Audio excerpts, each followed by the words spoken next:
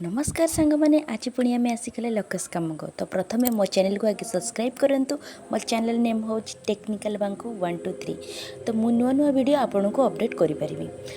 तो आज आम शिखा कौन आज आम देखा कि गोटे एसएचजी एवं तार मेंबर सबू बायोडाटा ठीक कला परे भी आमर से एसएचजी रो अपलोड चिन्हटी ब्लू कलर कहीं होनी। तो एबे आम कौन चेकिंग करके देखा। तो प्रथम आपको देखेबी ना मेंबर यही एसएचजी रो मेंबर सब ठीक अच्छी कि नहीं। तो मुझे देखूँ गोटे एसएचजी नहीं गली देखूँ तार चारिकरे आमर ब्लू कलर चिन्ह पड़े आसी। तो मुझे कौन करी ना मेंबर को आगे क्लिक करके देखिए। मेंबर को क्लिक कली देखूँ से एसएचजी रो सब मेंबर एठी एंट्री हो सारी तथापि आमर कहीं प्रॉब्लम देखुची। तो प्रॉब्लमटा भी आप देखनी। तो आम ये 3 डॉट को क्लिक करी क्लिक कलापर आमर तो रिव्यू अपलोड डाटा को जी गलापर देखो आमर जो अपलोड चिन्हटी आसी सी अपलोड है ना माने अपलोड केमती अपलोड करने आम कौन करने पड़ो यहाँ ब्लू कलर आसला भी आम देखो बिरजा एसएचजी रो मो छुई दूसरी तार देखो basic details complete SHG bank yes अच्छी एसएचजी एड्रेस येस अच्छी मेंबर भी ठीक अच्छा ऑफिस ब्यूरो भी ठीक अच्छे सिग्नेचर भी ठीक अच्छी तथापि आमर कहीं ये जो कैंसल ऑप्शन उपर देखो आमर जो ब्लू कलर देती से अपलोड चिन्ह पाखे आमर ब्लू कलर देनी जे पर्यंत से अपलोड चिन्ह पाखे आपणकर ब्लू कलर नथिबो से पर्यंत जाए आपण ताको अपलोड करि परिबे नाही। तो से चिन्हटा को आमे आनिबा केमती कोठी अच्छी से चिन्हटा। तो आमको प्रथम कौन करने पड़ो एबे मु कौन करुँची देखो मु कैंसिल कली कैंसिल कलापर आमर देखो बिरजा एसएचजी रो सब ब्लू अच्छी। तो आमको एबे कौन करने पड़ो एबे आमको 3 डॉट को क्लिक करने पड़ो। देखी तो एबे मो एसएचजी प्रोफाइल उपरे क्लिक करी क्लिक कलापर आमर देखो ऊपर जो सब आइकन अच्छी देखो basic details bank details saving details address more details ये मोर डिटेल्स बाकी रही आउ ऑफिस बियर आईडी आमर सब कंप्लीट अच्छी। तो मोर डिटेल्स को क्लिक करके आम एबे तार बायोडाटा फिलअप करवा सेठी आमर ब्लू कलर देखा कि आमर एसएचजी टी हेनी बोली ब्लू कलर देखी ना किंतु ग्रीन कलर देखा जे बिरजा एसएचजी ग्रुपटा सब किसी कंप्लीट अच्छी किंतु आमर ये मोर डिटेल्स रे सब बाकी रही। तो आपण आखि बंद करके केबे देखिबेनी जे मोर ग्रीन कलर पड़े आसला मुझे अपलोड करदेवी अपलोड सब भी करेंगे कि आप कर भी पारे जो पर्यटन आप ठीक करें।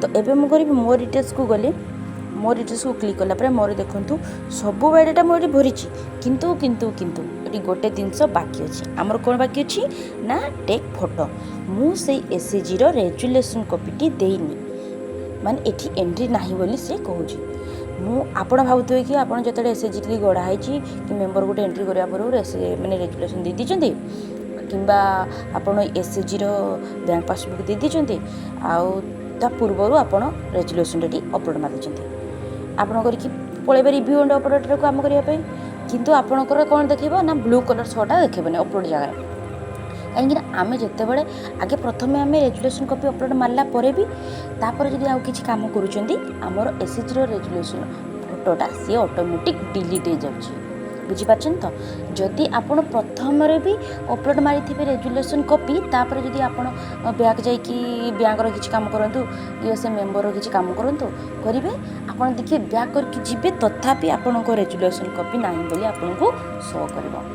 तो एबे कौन करिवे ना एबे मु टेक फोटो एबे मु रेजुलेशन फोटो गोटे अपलोड करछि आपण भी चेकिंग कर दियंतु आपण को जे बाकी थिबो आपण भी रेजुलेशन फोटो अपलोड कर दियंतु।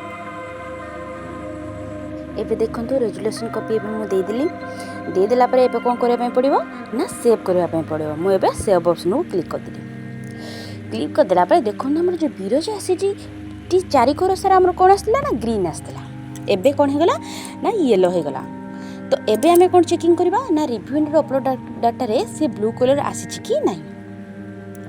तो आम कौन करबा पड़ो ना 3 डॉट को मु क्लिक कर देली क्लिक कली क्लिक कला देखो रिव्यू एंड अपलोड डाटा पड़ेली देखो आमर अपलोड जो थिला से ऑप्शन टी आमर कोन थिला ना व्हाइट कलर थिला एबे अपलोड टी आमर कोन पड़े ना ब्लू कलर रे।